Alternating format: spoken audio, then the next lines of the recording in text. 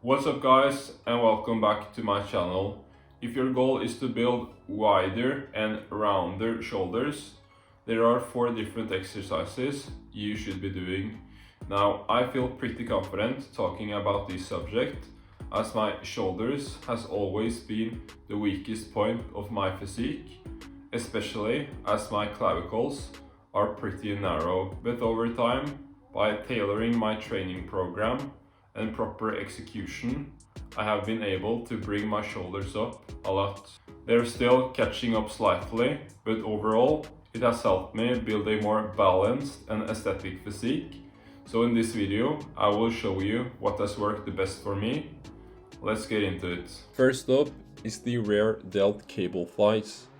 This is one of the most important movements if you want full rounded shoulders with a 3D look, especially from the side and from the back. Most people have much more developed front delts compared to their rear delts, so increasing your rear delt volume and even slightly reducing front delt work is something I definitely recommend. In terms of execution, focus on pulling your arms out and slightly back, almost like you're making a rainbow shape. That cue helps keep the tension on the rear delts instead of letting your upper back or traps take over. Next, we have the lying cable lateral raises. This is probably the exercise I give the most credit for building my shoulder width.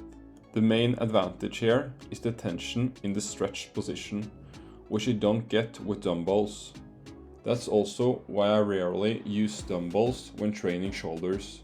In terms of execution, think about pulling your arms out to the sides, almost like you're reaching towards the walls. Also focus on keeping your hands flat. A common mistake here is leading with the thumb as the highest point. This shifts tension away from the side delt and more onto the front delt. Third exercise is the shoulder press machine. This is my main pressing movement for shoulders. I prefer using a machine here because it gives me more stability, which allows me to focus on the delts and push closer to failure safely. One thing I like to do is place a mat behind my back. This puts my elbows more directly under the line of force, which feels much better on both my shoulders and my elbows. I also try to go as low as possible to really load the shoulders in the stretch position. The biggest cue here is avoid locking out completely at the top, as that shifts the tension away from the shoulders and more onto the triceps and joints. Exercise number 4 is standing cable lateral raises. This is another great movement for the side delts. Personally, I like to do both arms at the same time. It's more time efficient and I find it easier to push closer to failure, since doing one arm at a time means double the sets. An important tip here is to adjust the cable height. I set it around knee level, which puts more resistance in the stretched position. That's important because the stretched position is where we typically get the most growth stimulus.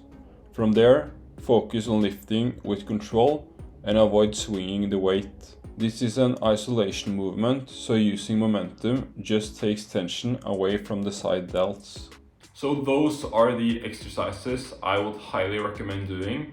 And for me, prioritizing the medial and rear delts while also focusing on proper execution and controlled reps has made the biggest difference in my goal towards building a golden era-esque physique.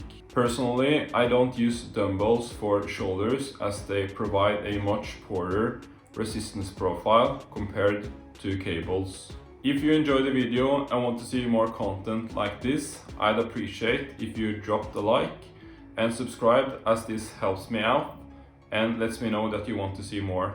I appreciate you watching, and I'll see you in the next one.